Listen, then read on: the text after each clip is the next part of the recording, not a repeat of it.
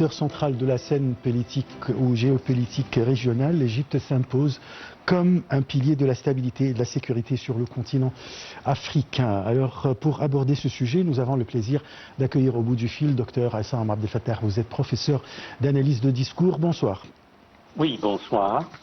Je vais vous poser des questions région par région, ou bien pays par pays. Comment l'Égypte articule-t-elle sa diplomatie de médiation dans le conflit soudanais pour préserver l'intégrité territoriale du Soudan, tout en évitant bien sûr une contagion de l'instabilité à ses propres frontières?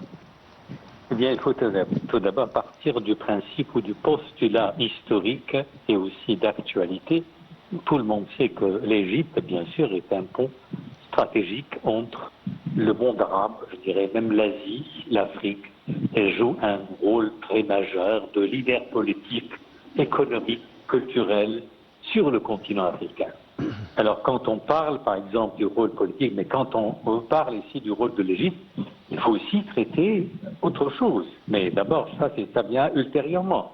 C'est quoi? Quels sont les enjeux devant l'Égypte afin qu'elle puisse continuer son rôle et renforcer son rôle comme pont stratégique? D'abord, sur le rôle politique, tout le monde sait bien, l'Égypte est un membre fondateur de l'Organisation de l'Unité africaine qui est devenue actuellement l'Union africaine depuis 1963. L'Égypte, c'est presque le pays principal qui participe activement à la résolution des conflits régionaux, comme par exemple au Soudan, en Libye, dans la Corne de l'Afrique, aussi au Congo. Eh bien, il y a de multiples conférences en fait qui se tiennent en Égypte, par exemple, afin que l'Égypte essaye de résoudre définitivement ces conflits entre les pays africains, entre les groupes africains. Ça, c'est une chose très connue et que tout le monde le sait. Du point de vue sécurité, je me souviens aussi, l'Égypte, on sait très bien qu'on voit beaucoup de missions de paix, participe aux missions de paix de l'ONU en Afrique, et ici pour la lutte contre le terrorisme transfrontalier. L'Égypte est toujours présente. Donc, sur le plan économique, il y a de multiples accords. En effet, l'Égypte fait partie du COMESA, le marché commun de l'Afrique orientale et australe, et aussi de la zone de libre-échange, ce qu'on appelle ici le ZLECAf, autant que je me rappelle. Eh bien, voilà, ça c'est une chose très importante, c'est des rôles fort importants. Autre chose aussi, les infrastructures. Les entreprises égyptiennes sont toujours présentes, faire acte de présence en Afrique, construisent des routes, des ponts, des barrages hydroélectriques, ou récemment on a vu par exemple au Tchad, l'Égypte en fait participe, bien c'est à l'origine d'un grand projet. Ça c'est là-bas, c'est qui relie beaucoup de pays. Enfin, africains. Le canal de Suez, passage maritime qui relie l'Afrique et l'Asie, l'Europe, facilite les échanges commerciaux entre les pays africains et aussi le monde extérieur. Ça, c'est culturel, c'est l'hasard, tout le monde le sait.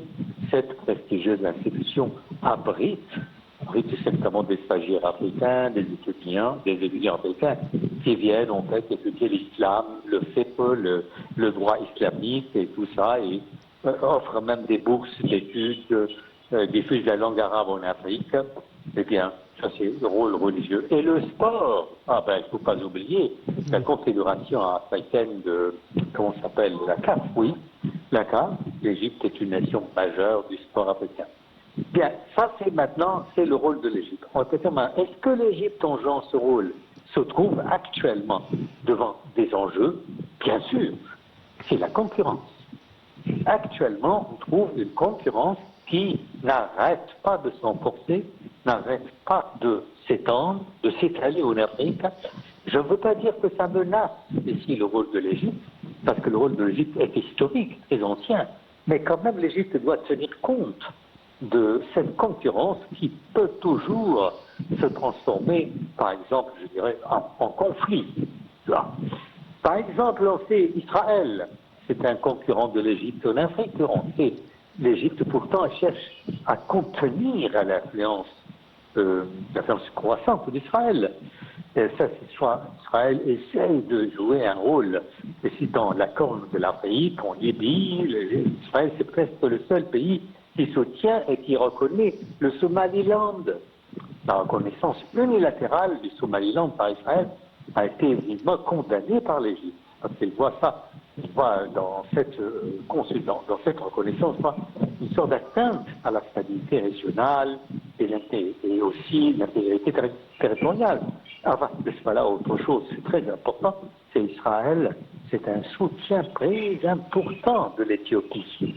Actuellement, où il y a un conflit entre l'Éthiopie et l'Égypte, c'est-à-dire sur le dossier du barrage de la Renaissance et le partage des eaux du autre concurrent, mais enfin, c'est quand même, ça mérite une autre discussion parce que c'est paradoxal, ce sont les États arabes unis. Oui. Voilà. Les États arabes unis, on le sait très bien par les investissements. Merci pour ces brefs aperçus sur le rôle de l'Égypte et le poids de l'Égypte dans le continent africain. Là, le rôle de l'Égypte pour résoudre le problème soudanais, en bref. On sait très bien que l'Égypte, pour résoudre le problème, l'Égypte soutient bien sûr l'armée, puisqu'il représente ici la puissance légitime du Soudan. Alors qu'il y a d'autres pays comme les Émirats, par exemple, soutiennent l'autre force de Hameto, j'ai oublié son nom, c'est les forces de soutien, je pense. Et puis voilà, ça a vraiment créé un conflit. Mais l'Égypte, le plus important dans ce conflit, c'est que l'Égypte défend la légitimité. La légitimité d'après le droit international. Et continue à soutenir la légitimité. Et bien, maintenant, la légitimité, se cristallise, se concrétise par l'armée soudanaise. Or, le conflit continue quand même, et que maintenant, comme je viens de vous dire, que parfois il y a une rivalité géopolitique qui pourrait toujours se transformer. Je ne dirais pas hostilité entre l'Égypte et les Émirats arabes unis, puisque les deux pays sont des alliés. Mais quand même, il y a un conflit d'intérêts. Et le conflit d'intérêts reste quand même un enjeu majeur de mon avis. C'est un obstacle majeur, très difficile vraiment à surmonter. Si on passe au dossier libyen, de quelle manière le Caire intervient-il afin de favoriser une transition politique tout en neutralisant la menace sécuritaire sur sa frontière occidentale? L'Égypte fait acte de présence permanent et presque perpétuel en Libye pour justement faire face aux hostilités qui se déclenchent entre les groupes ici c'était combattants et belligérants, on le sait. Mais comme je viens de le dire aussi, c'est que le principe qui aussi la réconciliation menée par l'Égypte, ou bien toutes les médiations menées par l'Égypte en Israël, en Libye, bien sûr, c'est toujours au nom de la légitimité. La légitimité telle qu'elle soit vraiment représentée qu'elle soit reconnue par toutes les institutions internationales. Jusqu'à maintenant, il y a un désordre en Libye. Et que pour résoudre ce désordre, on n'a qu'à recourir ici à la légitimité telle qu'elle soit représentée par les Nations Unies, le droit international. Et l'Égypte, c'est presque le pays principal qui mène cette médiation. Et les résolutions des conflits régionaux, on le sait très bien, en Libye, jusqu'à maintenant, sont à l'origine du chaos. C'est vrai. Bon, à votre avis, quel bilan peut-on dresser de la présence égyptienne au sein du Conseil de paix et de sécurité de l'Union africaine dans l'anticipation et la prévention des coups d'État sur le continent? Voilà, c'est quand vous parlez maintenant, c'est un bilan historique, ça mérite vraiment une discussion très longue, parce que il y a de multiples conflits en fait auxquels l'Égypte est intervenue pour les résoudre, pour les trancher, simplement à travers les conférences, à travers les mécanismes internationaux, les missions diplomatiques envoyées par l'Égypte, par exemple dans tous les pays. Regardez ce qui s'est passé par exemple dans la République du Congo, à titre d'exemple, l'Égypte toujours est présente, et quand il y a par exemple une mission des Nations Unies, l'Égypte, les forces de sécurité égyptiennes y participent. Donc l'Égypte n'a épargné aucun domaine où elle prouve, elle montre, elle envoie, elle renforce sa présence dans ce conflit. Mais c'est soit en Afrique orientale, soit en Afrique australe, occidentale, Ça, c'est très clair. Et que même si le plus important, c'est ce qu'on appelle la Renaissance africaine. La Renaissance qui toujours est exprimée sur deux volets, en effet. Le volet de l'économie, les entreprises égyptiennes prolifèrent en Afrique pour bâtir l'infrastructure africaine, économique en Afrique. Ça, c'est important. Et pour l'éducation. Et l'éducation. Tout ça, c'est dans un climat, en effet, dans un climat qui, à mon avis, qui se complique davantage et qui impose à l'Égypte aussi d'autres obligations pour aller plus loin. Parce que, n'oubliez pas, tout d'abord, c'est que les puissances occidentales qui faisaient aussi acte de présence en Afrique, maintenant, il y a quand même un certain nombre de problèmes. Par exemple, regardez, les Chinois actuellement sont là en Afrique. Les Russes sont là en Afrique. Les Américains actuellement sont là en Afrique. Alors maintenant, et Israël, bien sûr, est là. Israël n'arrête pas, en fait, de renforcer sa présence en Afrique. Maintenant, tout ça, sachant très bien que l'Égypte, actuellement, joue un rôle dominateur sur tous les plans économiques et culturels. Maintenant, quel serait le destin il y a un conflit dans l'ombre, un conflit, disons, implicite, peut-être. Et c'est une concurrence jusqu'à maintenant. Est-ce que cette concurrence va se transformer un jour en hostilité et sous quelle forme? Ce sont des questions que les diplomates eux-mêmes et aussi les analystes n'arrêtent pas de poser. Nous savons que l'Égypte a beaucoup d'expérience vis-à-vis de la lutte contre la désertification, la sécheresse, etc. Quelle est l'approche de la diplomatie égyptienne pour intégrer les risques liés au changement climatique dans l'agenda africain de paix et de sécurité? Premièrement, c'est-à-dire à l'extérieur, l'Égypte réclame toujours donc le droit de l'Afrique, c'est-à-dire défend les droits des Africains, des pays africains, vis-à-vis des puissances occidentales, afin d'indemniser les pays africains à cause du changement climatique et changement climatique causé en premier lieu, par exemple, ici par l'industrie européenne. Et si on sait très bien que la pollution, en effet, en Afrique, a pour origine, les puissances occidentales. L'Égypte, en fait, dans toutes les conférences qui se tiennent à l'extérieur et qui relèvent de changement climatique, l'Égypte ne se borne pas à défendre peut-être une cause égyptienne, mais elle défend la cause africaine de tous les pays africains. Et à l'intérieur aussi, l'Égypte aide, contribue à développer l'industrie, c'est-à-dire que, par exemple, les industries qui relèvent des énergies renouvelables, elles cherchent par tous les moyens, à Corse, par exemple, à mort, ils cherchent à mort, en effet, à substituer les ressources énergétiques renouvelables à la place, bien sûr, des ressources qui causent, en effet, la pollution, comme le charbon, à titre d'exemple. Et on voit beaucoup d'experts afin d'aider les ingénieurs africains et aussi les pays africains à réaliser ce projet. Oui. Une question qui n'a pas vraiment relation avec l'Afrique surtout, mais c'est comment l'Égypte contribue-t-elle à la sécurisation de la mer Rouge, du canal de Suez et du détroit de Bab el-Mandeb face à la montée des risques géopolitiques et à de la piraterie? Eh bien, on sait très bien que l'Égypte a de bonnes relations avec l'Iran. Elle a de bonnes relations avec toutes les parties belligérantes. Oui. Et ça, c'est très important.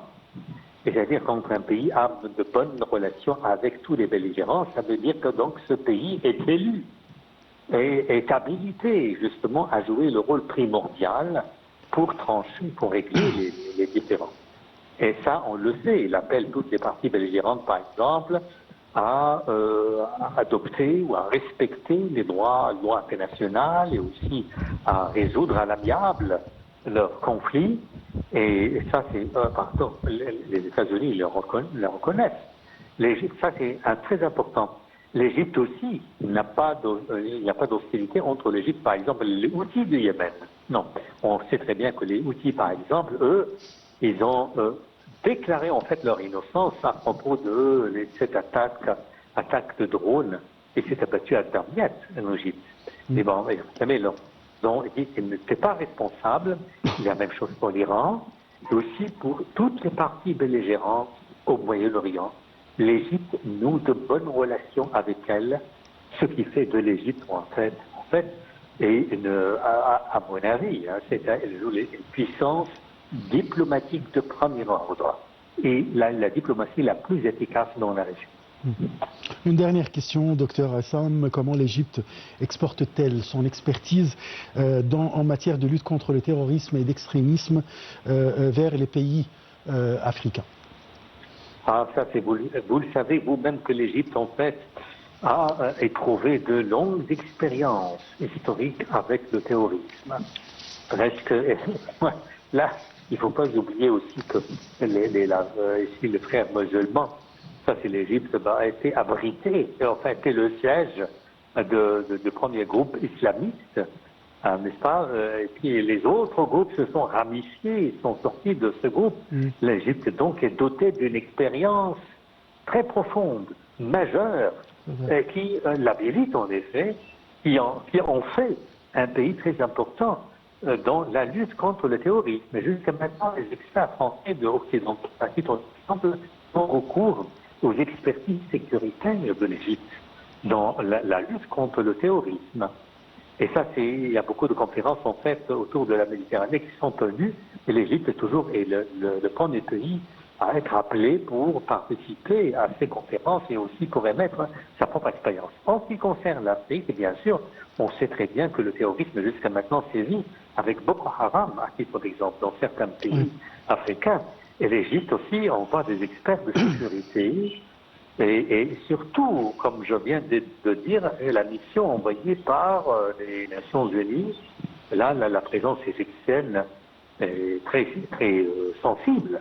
Ça, c'est le premier pays auquel recourent en effet les forces de sécurité internationales pour profiter de ces expériences. Parfait, je vous remercie beaucoup, docteur Hassam Abdel-Fattah. Je rappelle que vous êtes professeur d'analyse de discours. Le docteur Hassam a parlé du rôle de l'Égypte pour instaurer la paix et présenter son expertise pour les pays africains et le continent africain en matière de lutte contre les crises, la sécheresse, le terrorisme et résoudre les problèmes. On passe à un autre sujet, il s'agit de l'inauguration du complexe hydraulique.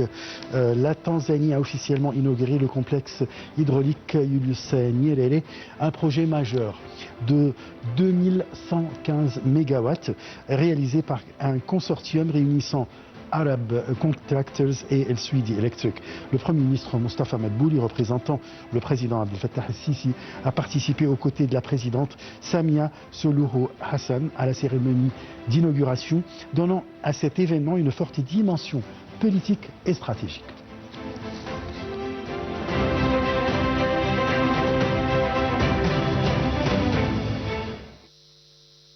La Tanzanie a franchi une étape majeure dans le développement de son secteur énergétique avec l'inauguration officielle du complexe hydroélectrique Julius Nyerere, construit sur le fleuve Rufiji. La cérémonie s'est tenue le 22 août en présence de la présidente Samia Suluhu Hassan et du Premier ministre égyptien Mostafa Madbouli qui représentait